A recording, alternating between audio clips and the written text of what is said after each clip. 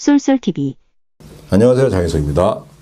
자, 이번 시간은 지난 시간에 이어서 한강로 일대 상세 분석 두 번째 시간입니다. 자, 지도 한번 다시 한번 보시고요. 한강로 1가, 2가, 3가를 전체를 한강로 일대라고 하죠. 여기가 맨하튼처럼 최첨단 초고층 빌딩으로 도시환경 정비사업 재개발이 계속 진행되고 있죠. 절반 정도 됐습니다. 이번 시간에는 이제 지난 시간에 이어서 한강로 3가의 특별계획구역들 알아보겠습니다. 여기도 이제 개발이 완료된 데가 있고 이제 개발을 앞으로 해야 될 데가 있죠. 예. 개발이 완료된 특별계획구역을 한번 보겠습니다. 먼저 세계일보사 부지 특별계획구역이요. 예. 여기가 옛날에 세계일보사가 있었죠. 근데 이전시키고요. 2009년에 그 유명한 42층짜리 시티파크 주상복합 아파트 629세대가 현재 들어와 있죠. 예.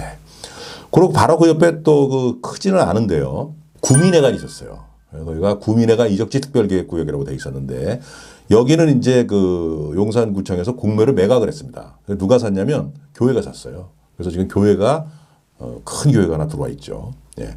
그다음에 용산공원 남측 특별계획구역이라고 또 있습니다. 그 옆에 거기는 현재 또 이제 용산의 랜드마크죠. 예. 40층짜리 파크타워 주상복합 아파트 888세대가 2009년도에 들어와 있습니다. 여러분 시티파크 파크타워가 다 재개발로 생겨난 그런 아파트라는 걸 다시 한번 상기해 주시기 바라고요.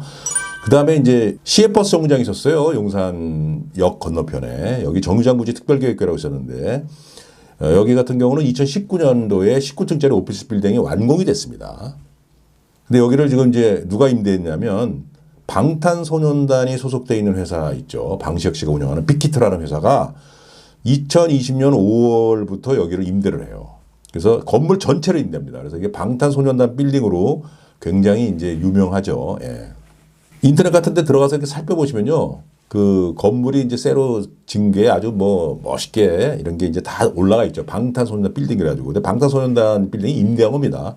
주인은 이제 다른 사람이고요. 용산 역사지구도 이제 특별계획구역으로 지정이 돼 있었죠. 용산역이 이제 옛날에 굉장히 오래됐잖아요. 낡고 그래서. 여기 싹 바꿨죠. 용산 아이파크 몰로 해서 신역사를 다 이제 새로 지었습니다. 이렇게 지도를 한번 또 보시면 제가 번호로 이렇게 쭉 된 데는 앞으로 개발을 해야 될 지역이고 번호를 쓰지 않은 데는 이제 개발이 된 지역을 말합니다. 그래서 개발이 된 데는 이미 다 뭐 시티파크라든지 파크타워라든지 용산타워 같은 데는 다 이렇게 이제 지도에 가면 찾을 수 있으니까 제가 일부러 표시를 안 했습니다. 한번 확인해 보시고요.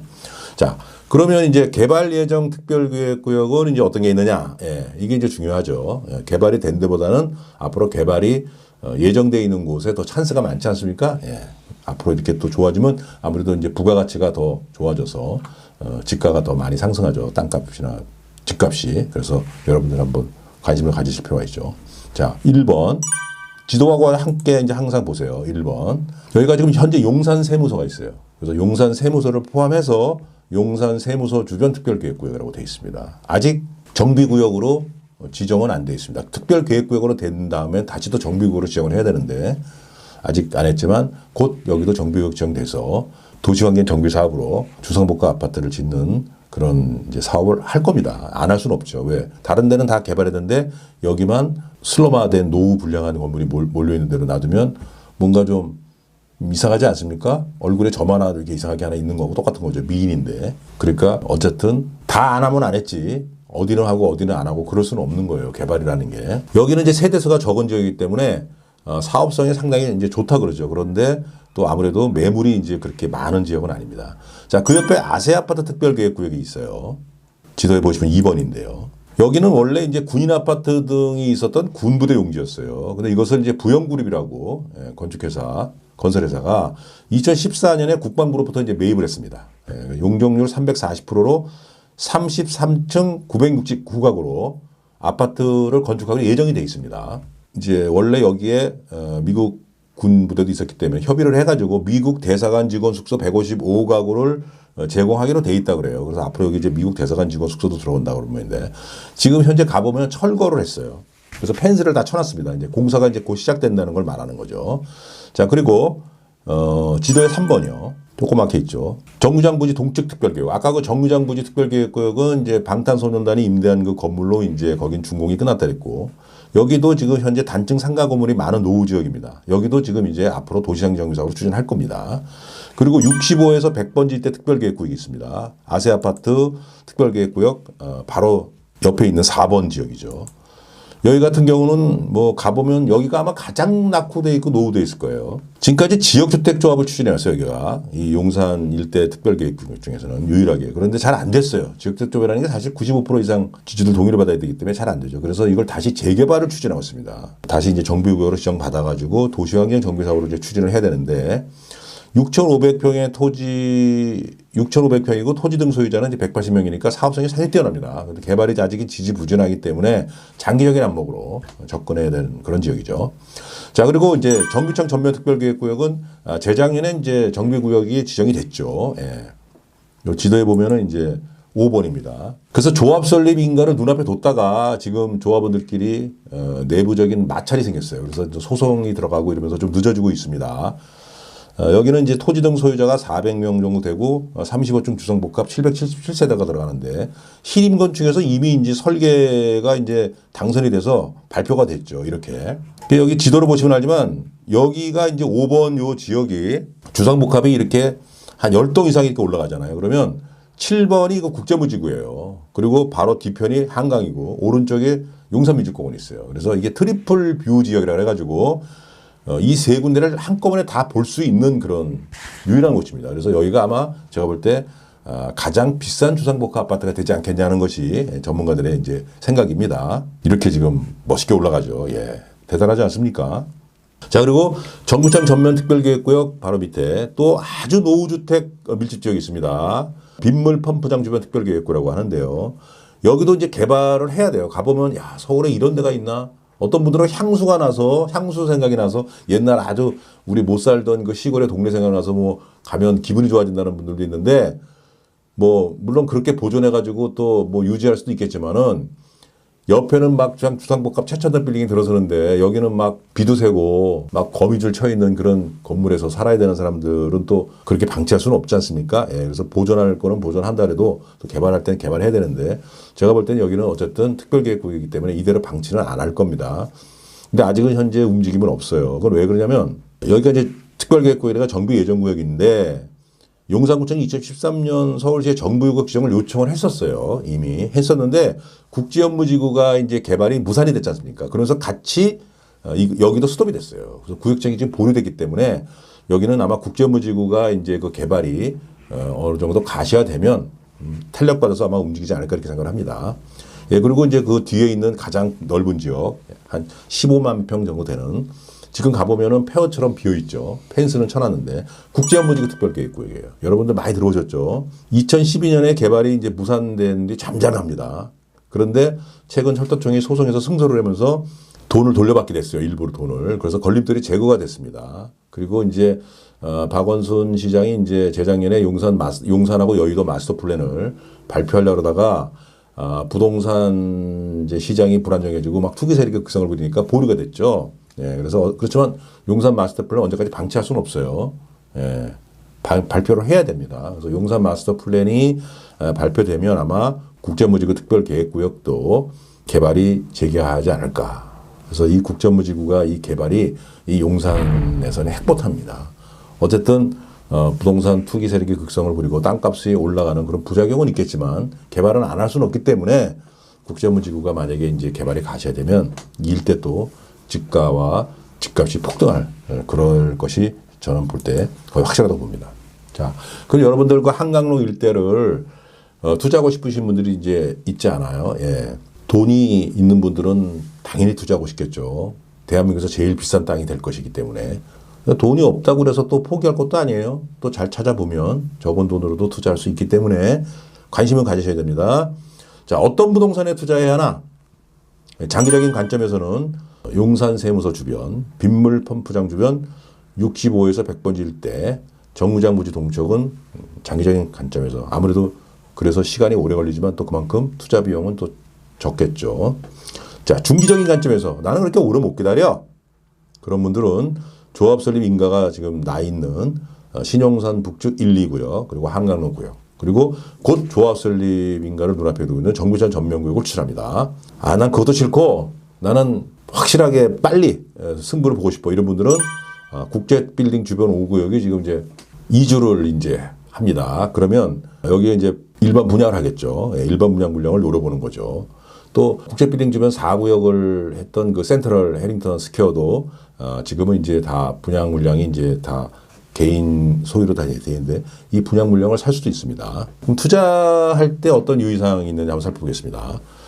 대지 지분이 큰 빌라가 이제 아무래도 좋죠. 예, 또 투자 비용도 적은 편이고. 그런데 굉장히 귀해요, 여기는. 소위 말해서 우리가 신축 지분 쪼개기가 별로 없던 지역이기 때문에 귀합니다. 그래서 이런 물건을 사고 싶으시면은 상당히 오랫동안 기다려야 되겠죠. 중개업소나 또는 그런 컨설팅 회사를 통해서 대기 순번 받고 기다리셔야 되겠죠. 자, 단독 또는 다가구주택 근린생활 시설은 아무래도 이제 대지가 최소한 뭐 20평 이상 다 되기 때문에 물건이 간혹 나옵니다. 초기 투자 비용이 이제 크죠. 예, 그런 장점이 있습니다. 또 금액이 비쌀수록 물건을 사기는 좀 쉽습니다. 아무래도. 왜냐하면 거래가 이렇게 활발하게 이루어지진 않으니까요. 금액이 비싼 거, 뭐 30억, 40억 이런 물건도 있습니다. 그리고 이제 재개발 구역이니까 항상 입주권 유무를 판단해 하셔야 돼요. 입주권이 없으면 나중에 곤란하죠. 그래서 어떻게 보면 어떤 분들은 싼 거를 막 찾다 보니까 싼데 입주권이 나중에 없어요. 그래서 고생하시는 분들이 있는데 쌀수록 또 입주권이 있는지 없는지를 확실하게 판단하셔야 돼요. 싼데 입주권이 있으면 뭐 아주 좋은 물건이겠죠. 그리고 프리미엄이 이제 붙어 있죠. 예, 프리미엄은 우리가 이제 그 권리가액에서 내가 쓸데없이 주는 돈이에요. 그래서 프리미엄은 나중에 나한테 권리가액으로 인정만 받는 겁니다. 근데 프리미엄이 아무래도 적게 붙어 있는 물건일수록 좋은데 프리미엄이 적게 붙어 있는지 과도한지 이걸 잘 판단하셔서 이왕이면 적당하게 붙어 있는 물건을 찾는 게 좋겠죠. 그리고 똑같은 빌라나 똑같은 단독이라도 권리가액이 다 틀려요. 예, 그래서 그건 공시가격이라든가 공시지가를 통해서 분석을 해보시면 이왕이면 권리가액이 높은 물건 위주로 이렇게 사시는 게 제가 볼 땐 좋을 것 같습니다. 자, 첫 번째 시간하고 두 번째 시간 이렇게 해서 한강로 일대 상세 분석을 해봤습니다. 예, 여러분들 오늘 감사합니다.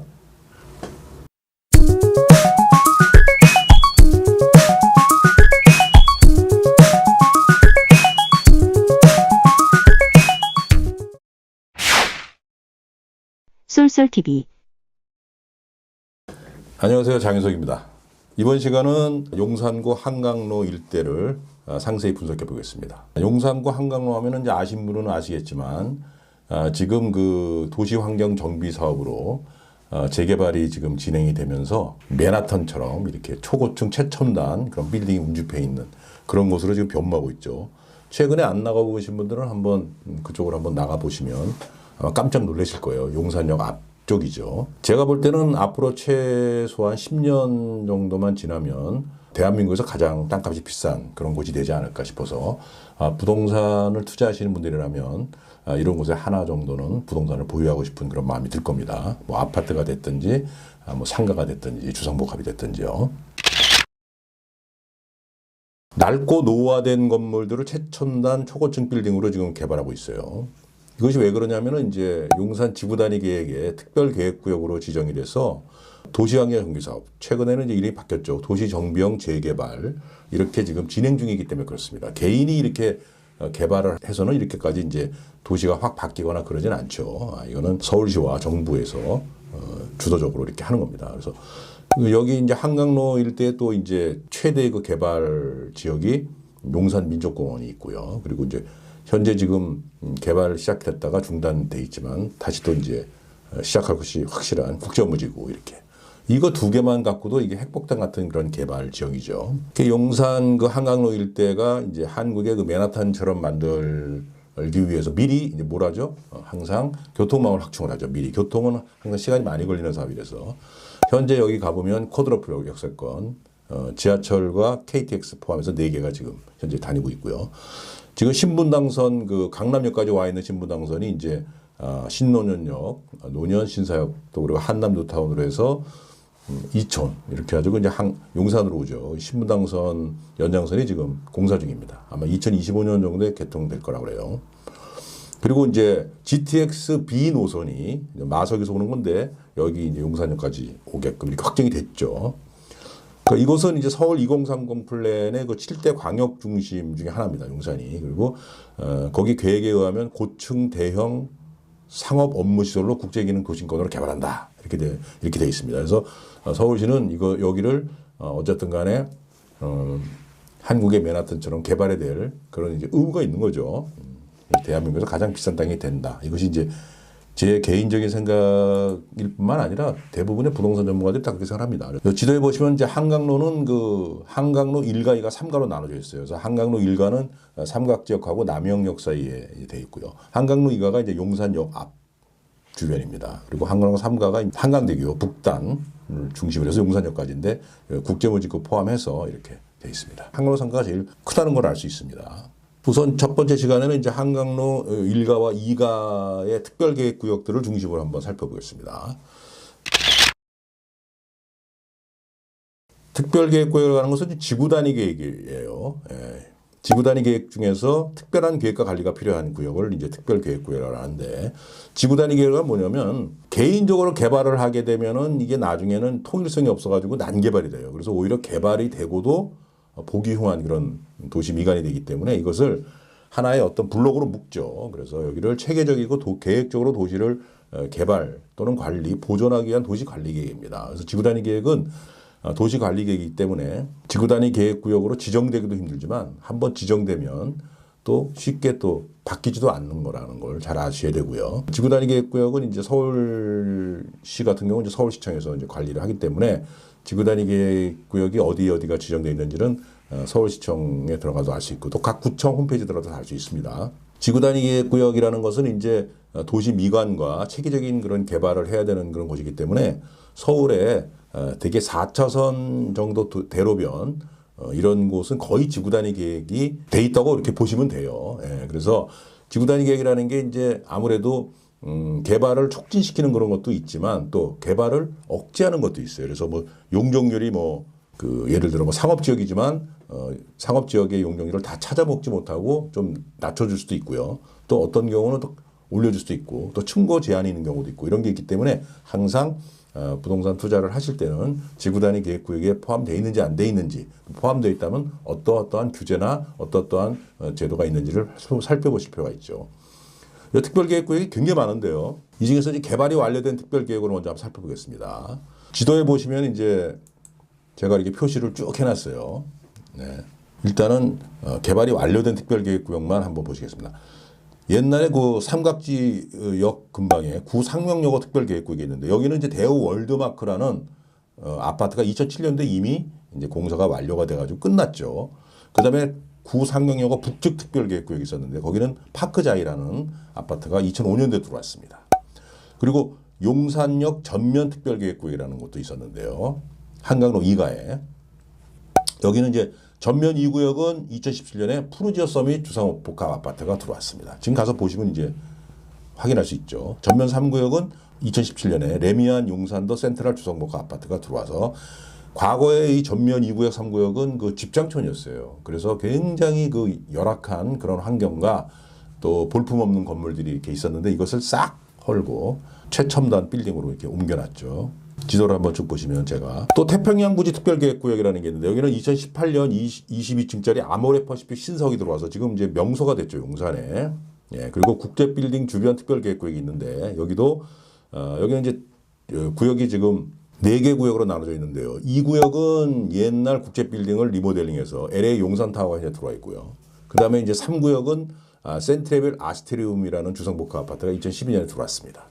그리고 4구역은 지금 현재 공사를 거의 완료가 돼서 곧 8월에 준공이 예정이 되는데 센트럴 파크 해링턴 스퀘어 주상복합 아파트입니다. 자, 여기까지 했고요. 그 다음에 개발 예정 특별계획구역을 보겠습니다. 자, 지도를 한번 보시죠. 제가 여기 번호에 1번, 2번, 그리고 3번, 4번, 5번, 6개를 지금 해놨는데 여기는 이제 현재 개발이 완료된 게 아니라 앞으로 개발을 이제 해야 되는 곳입니다. 1번은 그 한강로 특별계획구역이에요. 역시 도시환경정비사업, 도시정비형 재개발. 토지 등 소유자가 268명 있고요. 정비용 면적은 이제 41,744제곱미터.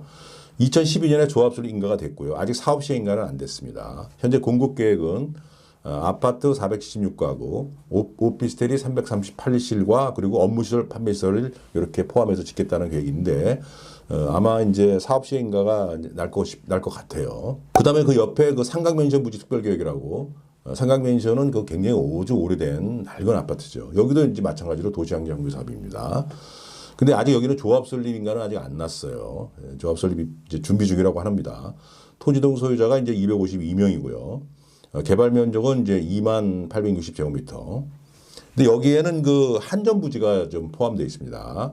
한전 부지가 이제 꽤 많아요. 그래서 한강 그 한전 부지를 이제 때문에 한전하고 공동 개발을 하기 위해서 긴밀하게 협조를 하고 있는데 지금 그 업무 협의가 어떻게 진행되고 있는지는 이제 항상 조금씩 달라져 있기 때문에 어쨌든 여기는 한전 부지랑 삼강맨션 부지하고 공동으로 개발하는 지역이다 이렇게 아시고 한번 현장을 가셔가지고 잘 한번 살펴보실 필요가 있겠죠. 그다음에 용산 우체국 주변 특별계획구역이 있는데 여기는 아주 되게 이제 조그만 그 지역입니다. 이렇게 크진 않아요. 근데 노후주택 밀집 지역인데 아직 이렇다 할 움직임은 없고요. 용산 우체국은 향후에 여기 호텔로 바뀐다 그래요. 그 계획은 확정이 된 것 같은데 아직 진행 사항은 아직 현재 없습니다. 그다음에 국대 빌딩 주변에 아까 그 2, 3, 4구역은 이제 개발이 완료가 됐다 그랬죠. 5구역이 지금 남았는데 5구역은 이제 범위는 좀 작아요. 작은데 여기도 지금 이제 낡은 그 오래된 건물들이 있어요. 그런데 지금 이제 곧 이주를 시작을 합니다. 여기도. 그래서 이주가 되면 이제 철거를 하죠. 그래서 공사를 이제 한다 그래요. 아마 내년쯤 공사가 시작될 것 같은데 39층 주상복합 한 동이 들어선다고 합니다. 여기 같은 경우는 관리처분 계획가 난 거죠. 자, 그리고 특별계획구역은 아니고 도시환경정비구역이 두 군데가 더 있어요. 신용산 북쪽 1구역과 신용산 북쪽 2구역이 있습니다. 용산역 그 옆에. 자, 신용산 북쪽 1구역은 2015년에 도시환경정비구역으로 지정이 됐고요. 2017년 7월에 조합 수립가 됐습니다. 비교적 진행 속도가 빠른 편이죠. 그래서 사업 시행 인가를 눈앞에 두고 있는데 여기는 35층 아파트 218가구와 오피스텔 등을 추진한다고 합니다. 그리고 그 옆에 신용산 북쪽 2구역이 조금 더 이제 1구역보다는 이제 면적이 크죠. 2015년에 도시환경정비구역으로 이제 지정이 됐고 마찬가지로 2018년 7월에 조합설 인가가 됐습니다. 여기는 이제 주상복합 33층 아파트 340가구와 오피스텔 등을 추진한다고 합니다. 다시 한번 지도를 보시면 5번, 6번 신용산역 북쪽에 이렇게 신용산 북쪽 1구역, 2구역 이렇게 있습니다. 자, 이번 시간 여기까지 하고요. 다음 시간에는 이어서 한강로 3가의 특별계획구역을 중심으로 또 알아보겠습니다. 감사합니다.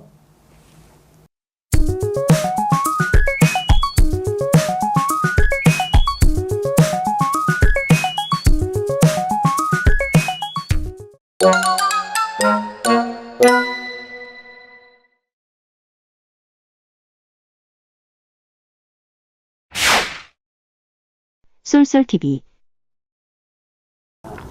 안녕하세요, 장혜석입니다. 이번 시간은 용산구 효창동 상세 분석도 해보겠습니다. 왜 용산구만 이렇게 계속 상세 분석하냐고 또 이렇게 질문을 던지시는 분들이 있는데요. 지역 상세 분석은 용산구만 할 게 아닙니다. 앞으로 영등포, 또 저 강남 이렇게 계속 할 거니까요. 여러분들 걱정하지 마세요. 여러분들이 열심히 듣고 실행에 옮기는 게 중요한 거지. 뭐 제 강의가 이렇게 뭐 중요하겠습니까? 듣고 그냥 강의 좋다 이러고 그냥 잊어버리는 사람들 많은데 그렇게 하시면 여러분들 지금보다 더 나은 삶을 살기는 쉽지 않아요. 제가 부동산 컨설팅 가이드를 한 17년을 했지 않습니까? 17년 전에도 이렇게 할까 말까 망설이는 사람이 지금도 할까 말까 망설이는 그런 분들도 있습니다. 제가 뭐 누구라고 말씀은 안 드리겠지만은 효창동은 효창공원역 더블 역세권이에요. 그래서 용문동처럼 국제업무지구와 가까운 더블 역세권이고 또 경의선 숲길공원이 있습니다. 그리고 효창 3구역, 또 효창 4구역, 효창 5구역이 이미 아파트로 다 이제 개발이 돼서 지금 그 동네에 아주 랜드마크 아파트가 돼 있죠. 그리고 효창 6구역은 그 효창공원 뒤편에 지금 태영건설이 공사하고 있습니다. 효창동은 이제 재개발이 확정이 다 돼가지고 이제 이미 다 진행이 됐죠. 그럼 재개발에서 빠진 데는 제가 볼 때는 이제 당분간 재개발하기는 이제 쉽지 않죠, 이미. 그렇다고 해서 나쁘냐, 그러지 않죠. 재개발에서 빠진 경우는 오히려 쾌적한 거주 환경을 자랑하는 거예요. 그것 때문에. 이제 주변에 다 공사가 끝났고요. 또 주변에 슬럼화되어 있던 곳은 다 아파트가 들어서가지고 아주 거주 환경이 깨끗해졌거든요. 그래서 효창동이 용산구에서는 굉장히 살기 좋은 동네로 이렇게 가까이 가고 있다는 것을 여러분들이 아셔야 돼요. 자, 지도를 한번 보시겠습니다. 자. 여기 지금 효창공원역이 있고요. 그리고 3구역, 4구역, 5구역. 자, 요게 지금 효창동입니다. 구역이 상당히 크죠. 그리고 요 가운데 효창공원역에서 요 가운데 여기 대로변 있잖아요. 요 대로변으로 쭉 넘어가면은 이제 왼쪽이 효창공원이고 오른쪽이 숙대입니다. 그래서 숙대로 이렇게 넘어가는 거예요. 그래서 왼쪽은 우리가 효창동 이제 5번지 일대라 그러죠. 그 뒤에가 이제 효창 운동장인데 요 효창동 5번지 일대가 남양에 약간 그 양지바른 언덕이에요. 그래서 여기가 뷰가 좋습니다. 그래서 여기 지금 집들 한 뭐 다가구 주택 뭐 3층, 4층짜리 막 이런 거 빌라 같은데 이런데 올라가서 보면은 용산이 쫙 내려다 보여요. 그래서 굉장히 살기 좋다 그러죠. 네, 저도 여기 가끔씩 가보는데 굉장히 양지 바르고 조용합니다. 또 시끄럽지가 않아요. 왜냐면 주변에 술집 이런 그 카페 이런 게 별로 없어요. 아주 조용합니다. 여기 이제 금양초등학교가 있어요. 그래서 위쪽 5번지 일대는 남양의 전망 좋아서 특급 거주지로 각광을 받고 있는 지역입니다. 또 더블 역세권인데 걸어서 다 5분, 6분 거리에 다 있죠. 그래서 올 남양의 용산역 뷰가 좋아요. 그래서 그 용산이 지금 계속 맨하탄처럼 초고층 최첨단 빌딩들이 올라오고 있는 게 다 보인다는 거죠. 그리고 음식점 술집이 없어서 아주 조용한 그 주거지죠. 예.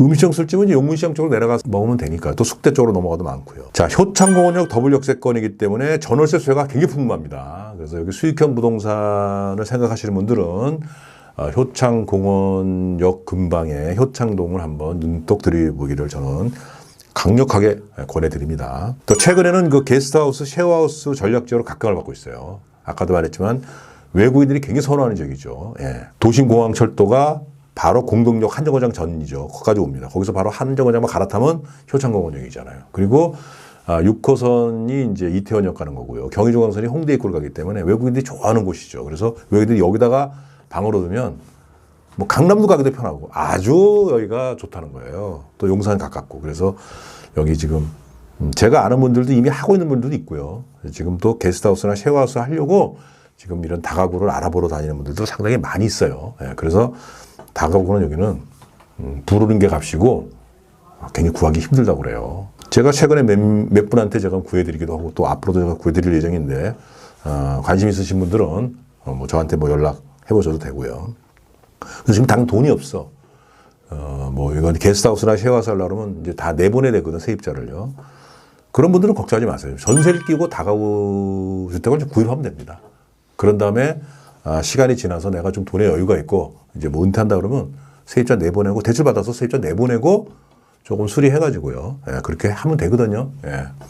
제 고객도 재작년에 제가 하나 사드렸어요. 리모델링까지 싹 해가지고 했어도 전세 끼고 이렇게 해가지고 본인 돈이 한 5억 정도밖에 안 들었습니다. 예, 그리고 얼마 전에 제가 또 31평짜리 다가구 주택을 해두신 분은 전세 끼고 본인 돈이 5억 한 2천 정도 이렇게 들어가서 샀는데 그분도 사놓고 있다가 나중에 기회 되면 그때 가서 자기가 이제 세입자를 내보내고 이렇게 하려고 한다고 합니다. 예.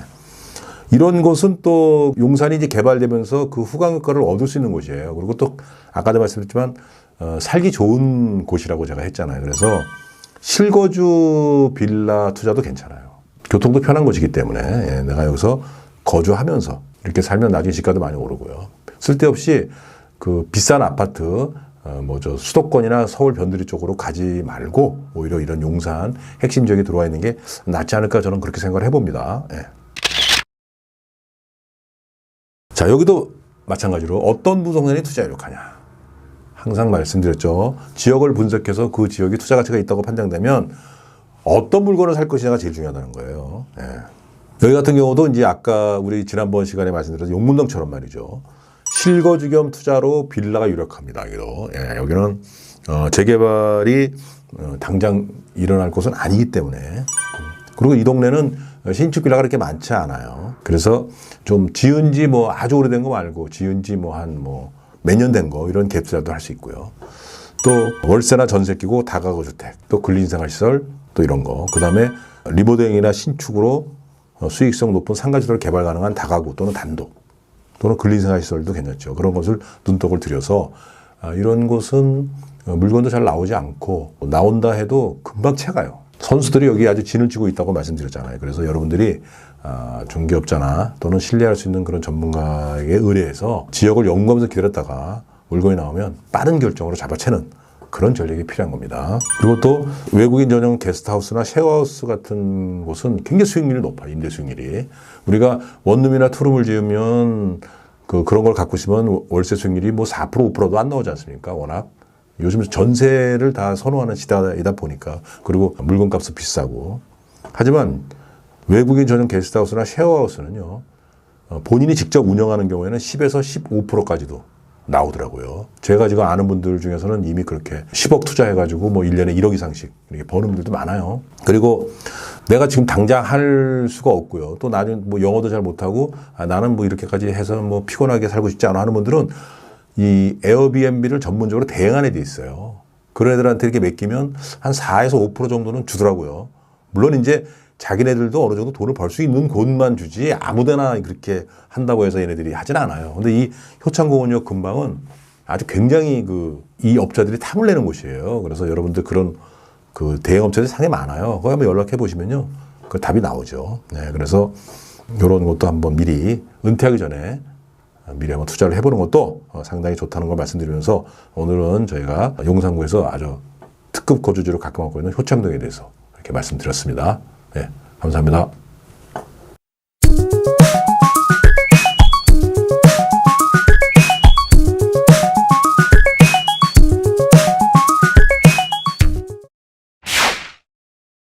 쏠쏠TV. 안녕하세요. 장인석입니다. 이번 시간은 용산구 용문동 38번지와 1에서 80번지 일대 상세 분석하는 시간입니다.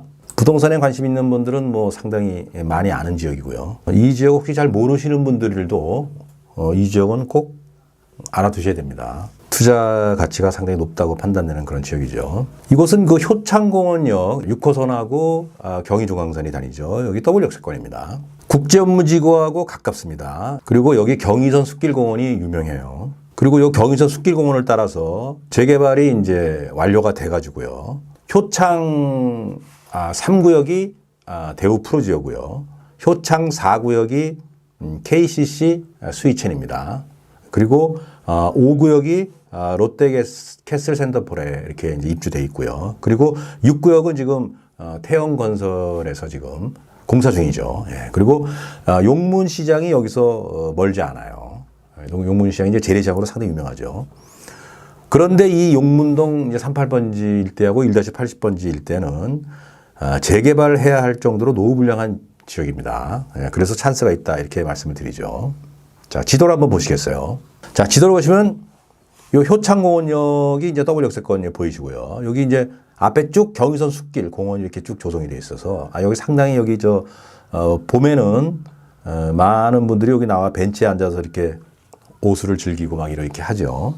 자, 그리고 1-1에서 80번지 일대 용문동 1-8번지 일대가 요게 제가 여기 오른쪽에 해놨죠. 요 구역입니다. 그리고 가운데 용문시장 있고 요 왼쪽이 용문동 38번지 일대예요. 여기가. 네. 그리고 효창공원역을 중심으로 왼쪽이 효창 3구역 대우 프로지오, 그리고 건너편에 효창 4구역 KCC 스웨첸, 그리고 오른쪽에 효창 5구역 롯데캐슬 이렇게 지금 현재 완성이 돼서 입주가 돼 있고요. 효창 6구역은 저기 효창공원 저 뒤편에 있습니다. 태영건설이 공사 중인데 여기서 이제 안 보이죠, 지도에서는. 자, 이렇게 여러분들 오늘 지금 이제 지역 분석 시간에는 이제 38번지 일대하고 1-1에서 80번지 일대 요거를 이제 분석할 거기 때문에 여기가 어디에 있다는 걸 보시면 알겠지만 여기가 걸어서 다 효창공원역에서 걸어서 5분 거리 안에 다 있어요. 살기도 상당히 좋고 또 용산 국제물도 가까운데 문제는 지금 노후불량한 지역이 많아서 주변에 편의시설도 별로 없고요. 그래서 좀 살기는 불편하죠. 그래서 앞으로 여기 개발이 어떻게든지 이루어지지 않을까 이렇게 기대하는 사람들이 높고 또 주민들도 대다수 분들이 지금 개발이 되기를 바라고 있죠. 예. 노후불량 지역인 1에서 80번지와 38번지의 미래는 어떻게 될 것이냐. 1에서 80번지 일대 더블 역세권 여기는 정비예정구로 지정이 됐었다가요. 2013년에 추진 세력이 없어서 해제가 됐어요. 예. 그만큼 여기가 재개발을 해야 되는 곳인데 일단 안타깝게도 해제가 됐죠. 지금은 역세권 시프트를 추진 중입니다. 그래서 2019년에 주민설명회를 가진 적이 있어요. 그래서 뭐 정비구역으로 용산구청에 신청한다 안 한다 뭐 이런 얘기가 많았는데 그때 당시에 주민 동의율이 상당히 높게 나왔어요. 그때 그 주민 설명회 가진 자료에 의하면 여기가 3,600여 세대가 들어설 수 있다는 거예요. 준주거 지역으로 이제 상향 조정하죠. 제2종 일반 주거 지역이지만 해서 용적률을 400에서 500%를 적용시켜가지고 임대 아파트를 상당히 많이 주고도 사업성이 상당히 좋다는 거예요. 네. 그런데 여기가 아직 건축 제한이 아직 되지가 않아가지고 최근 3, 4년간에 신축 빌라가 급증을 해가지고 이 신축 빌라가 너무 많으니까 이제 노후불량한 지역이 점점 개선이 되고 있어요. 그래서 과연 재개발이 되겠느냐 뭐 이렇게 이제 우려하는 분들도 있는데 역세권 시프트는 뭐 크게 상관은 없다 그래요. 일반 재개발보다는 좀 완화돼도 되기 때문에 뭐 그렇게 해가지고 추진하고 한다고 하는데 제가 볼 때는 여기가 그 너무 지역이 커서 사공이 많으면 배가 산으로 가지 않습니까? 그래서 너무 지역이 커서 잘 될지 사실 의심스러워하는 분들도 많은데 어쨌든 여기에 신축 빌라든 또 오래된 빌라든 방 2개짜리가 보통 뭐 4억 5천에서 5억 5천 막 이렇게 형성이 돼 있어서 굉장히 가격도 사실 셉니다. 자, 38번지 일대 역시 재개발이 필요한 노후불량 지역이에요. 여기는 이제 아직은 재개발 움직임이 없고요. 여기도 좀 최근 신축 빌라가 많이 이제 생겼어요. 그런데 1-80번지 일대에 비하면 지역이 좀 작아서 그런가? 작아서 그렇지 약간 신축 빌라가 거기보다는 이제 그렇게 많지는 않지만 어쨌든 여기도 조금씩 생기고 있다. 여기 같은 경우에는 좀 재개발 움직임이 없기 때문에 재개발도 가능성이 있고요. 재개발이 안 돼도 여기는 도시재생 사업으로 복합문화공간이 들어서면서 여기가 이제 명소로 탈바꿈할 가능성이 있어요. 그래서 예쁜 카페나 음식점들이 가끔씩 이렇게 들어오고 있습니다. 그래서 효창공원역 그 역세권이 외국인들도 굉장히 선호하는 지역이죠. 여기가 왜 그러냐면은 공항철도가 공동역까지 오지 않습니까? 거기서 한 정거장 거리예요. 그리고 이 6호선하고 경의중앙선이 외국인들이 좋아하는 이태원 또 홍대 입구를 그 바로바로 한 번에 다 연결해줘요. 그래서 외국인들이 상당히 선호하죠. 또 용산도 가깝고요, 지역이. 그래서 여기가 앞으로 복합문화공간이 들어서는 그런 도시재생 사업에 의해서 명소로 탈바꿈할 수 있다 해가지고 투자하시는 분들도 많습니다.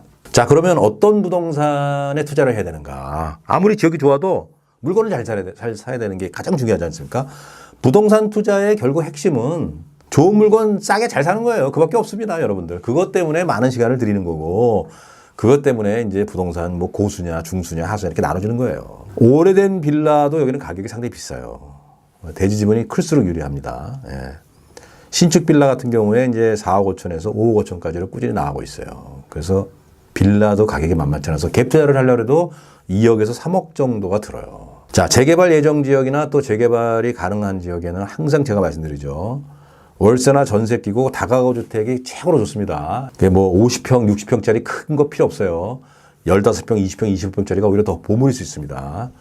그런 물건은 사실 구하기가 쉽지 않아요. 그래서 그런 물건은 나오기만 하면 눈독을 먼저 들여야 됩니다. 그래서 항상 건축 허가가 가능한가 아닌가를 따져봐야 됩니다. 건축 허가가 가능하면 가능한 곳이 유리하죠. 만약에 건축 허가가 안 되면 재개발해가지고 헐고 새 아파트 받는 거 외에는 특별히 활용 가치가 없거든요. 그래서 향후 재개발이 확정적일 때 신축 지분 쪼개기가 가능한 대지 20평 이상 다가구나 또는 단독 근린생활시설이 유력하다 이런 얘기입니다. 자, 용문동 38번지일 때는 아까 1에서 80번지일 때보다는 땅값이 좀 싸요. 예, 여기는 한 뭐 3,500만 원 평당 그 정도 내외로 살 수 있는 물건도 간혹 나옵니다. 물론 뭐 4,500 이상 달라는 것도 있고요. 근데 아까 거기 용문동 1에서 80번지일 때는 4천만 원 이하짜리는 뭐 사기가 이제 없죠. 예, 그래서 용문동 38번지일 때는 리모델링이나 신축으로 수익성 높은 상가주택으로 개발 가능한 그런 다가구가 아직은 남아 있어요. 그래서 그런 물건을 한번 찾아보는 것도 전 좋은 방법이라고 생각하고요. 여기 같은 경우는 재개발이 향후에 안 돼도요. 외국인 전용 게스트하우스나 쉐어하우스가 각광받는 지역이에요. 아까도 말씀드렸지만 홍대 입구하고 이태원이 가깝고요. 또 공항철도역인 공동역이 한정원에 거리기 때문에 외국인들이 굉장히 선호합니다. 그리고 외국인들이 좋아하는 그런 게스트하우스는 남향의 전망이 좋고 이런 곳들이 많은데 여기가 그 남향의 전망 좋은 그런 뷰가 있는 그런 곳들이 많아요. 특히 용문동 38번지일 때 약간 언덕 쪽으로 올라가면은 굉장히 그 뷰가 좋아서요.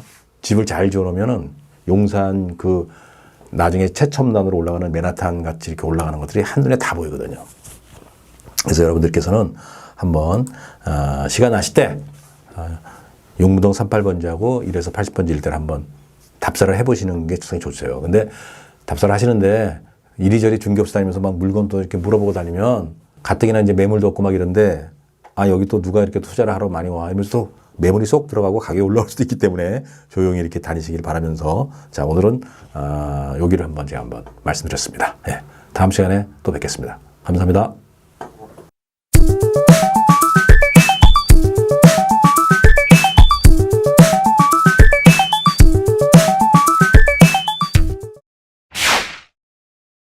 쏠쏠TV. 안녕하세요. 장혜석입니다. 이번 시간은 용산구 원효로 3가와 신창동 상세 분석하는 지역 분석 시간을 갖겠습니다. 여러분들 관심이 있는 분들도 많은 이 지역이죠. 예. 용산이 앞으로 서울 도심에서 가장 땅값이 비싼 곳이 된다는 것은 많은 분들이 알고 계시는데요. 그러면 용산에서도 어디가 가장 좋고 또 앞으로 가격이 가장 오를 곳이 어디냐가 궁금하시겠죠. 예. 자, 도시환경 정비 사업 역세권 부도심으로 최첨단 초고층 맨하탄으로 탈바꿈 중인 한강로 일대가 용산에서 가장 현재 땅값이 비싼 곳이죠. 그런데 프리미엄이 너무 높게 형성되어 있어서 안전한 투자이긴 하지만 가격 상승력은 높지가 않은 거예요. 이제 왜 우리가 소위 말해서 이제 먹을 게 이제 많이 남아 있지 않은 거죠. 그럼 우리는 어디를 그럼 투자를 해야 되냐? 여러분들 국제업무지구 그 부지 아시죠? 예. 국제업무지구에 가장 가까운 뒷문, 그것을 주목해야 됩니다. 국제업무지구가 앞으로 개발이 되면 국제업무지구 앞쪽에 있는 한강로 일대보다는 뒤쪽이 훨씬 더 개발 압력이 높아요. 거기는 아직 개발이 전혀 안 됐기 때문에. 그래서 그러한 곳이 앞으로 가격이 높지 않겠느냐. 이렇게 제가 감히 진단을 해봅니다. 여러분들 중에서는 뭐 제 의견에 동의하지 않는다 그러면 뭐 투자 안 하셔도 상관없고요. 제 의견에 동의한다면 한번 관심을 가지실 필요가 있습니다. 바로 그 뒷문이 어디냐면 원효로 3가하고 신창동이에요. 근데 여기가 번화하고 이렇게 막 새 건물들이 많은 동네라면 제가 추천을 안 하죠. 국제부지구 바로 뒤인데 이상하게도 재개발을 여기는 꼭 해야 되겠네라고 말할 수 있을 정도로 노후불량한 지역이에요. 자, 지도를 한번 보세요. 자, 지도를 보시면요. 요 맨 밑에 국제부지구 있죠. 예. 여기가 5만 평 정도 됩니다. 현재는 아직까지 부지가 비어 있지만 분명히 개발됩니다. 예. 자, 여기서 직선거리로 걸어서 1, 2분도 안 걸리는 거리에 바로 원효로 3가가 있어요. 그리고 이 원효로 3가에서 요 대로를 해서 건너가면은 여의도로 가기 때문에 여의도도 가깝고요. 자, 이 원효로 3가 이렇게 큽니다. 원효로 3가에는 이제 전자상가도 이제 들어가 있는 거죠. 전자랜드 들어가 있고요. 그리고 원효로 3가에서 더 위쪽, 약간 언덕바지 이렇게 올라가는 신창동이 있습니다. 이 신창동은 원효로 3가에 비해서는 이제 조금 지역은 작은데 여기는 이제 올 남양의 약간 전망이 좋은 동네죠. 그래서 여기가 또 상당히 괜찮은 지역입니다. 그래서 어쨌든 간에 직선거리로 이렇게 쫙 원효로 3가와 신창동이 있죠. 그리고 이 원효로 3가하고 신창동 사이에 여기 학교가 하나 보이죠? 성심여자고등학교. 예, 여기가 이제 이 학교는 그냥 그대로 존치가 될 겁니다. 여기는 이제 전직 대통령 이 여기 나왔다고 해서 유명해졌죠. 자, 용산 뒷문 원효로 3가와 신창동은 어떤 지역이냐? 국제업무지구와 가장 가까운 지역이에요. 그렇지만 너무 낙후돼 있어서 이건 개발 안 할 수가 없죠. 왜? 국제업무지구가 만약에 조성이 된다 그러면 여기 뒷문을 화장실처럼 이렇게 벌어둔다는 것은 너무 어이가 없는 거잖아요. 도시 미관에서도 그렇고 우리가 지난 시간에 배웠지만 부동산 최유형의 원칙이 어긋나고요. 자, 이곳은 국제업무지구가 개발이 확정만 돼도 집값 폭등이 예상이 됩니다. 현재는 국제업무지구가 개발될 거냐 안 될 거냐 이렇게 설왕설래가 하는데 만약에 개발이 된다고 확정만 다시 된다 그러면 집값 폭등하죠. 왜? 워낙 가깝고 거기에 대한 많은 그런 그 영향권 아래 있기 때문에 이 원효로 3가의 1번지 일대가 있어요. 요 가장 가운데 부분인데요. 여기는 2017년에 재개발 예정 지역에서 해제됐어요.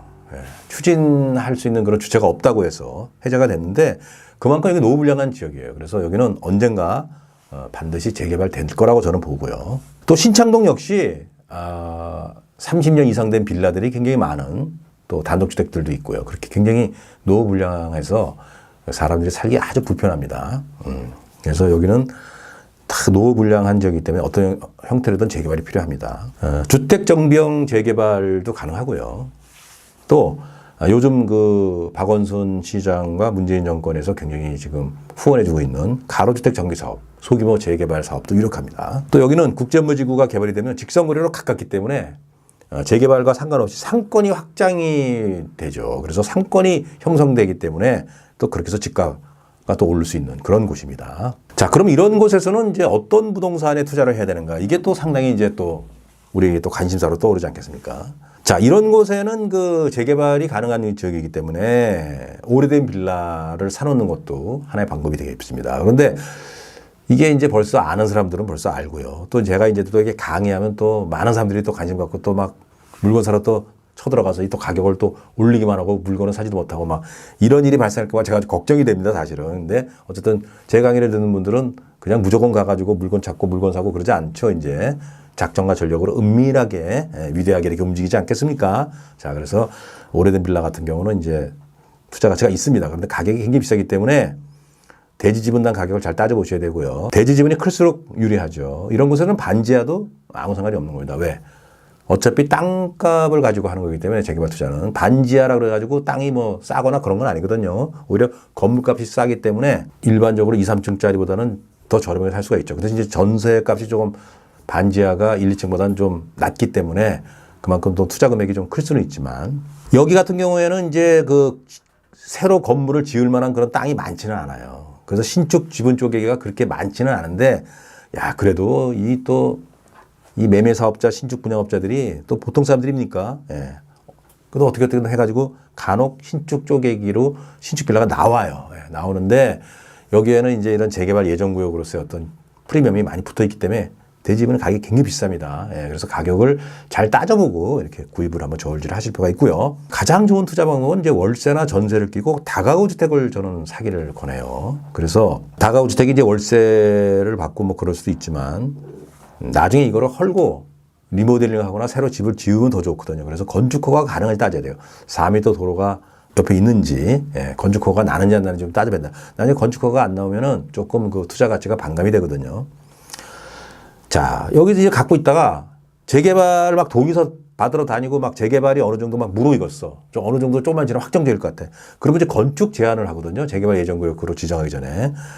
그러니까 빨리 그럴 때 신축 지분 쪼개기 해가지고 입주권이 하나인 거를 뭐 3개, 4개, 5개 이렇게 입주권 늘려가지고 그거를 프리미엄 붙이고 팔 수 있어요. 예. 그래서 대지가 20평 이상 되는 다가구나 단독 또는 근린생활시설이 유력하다는 겁니다. 아, 선생님, 재개발 만약에 안 되면 어떡해요? 또 재개발이 되더라도 내가 갖고 있는 요 물건 바로 옆에만 재개발되고 저는 빠지면 어떻게 돼요?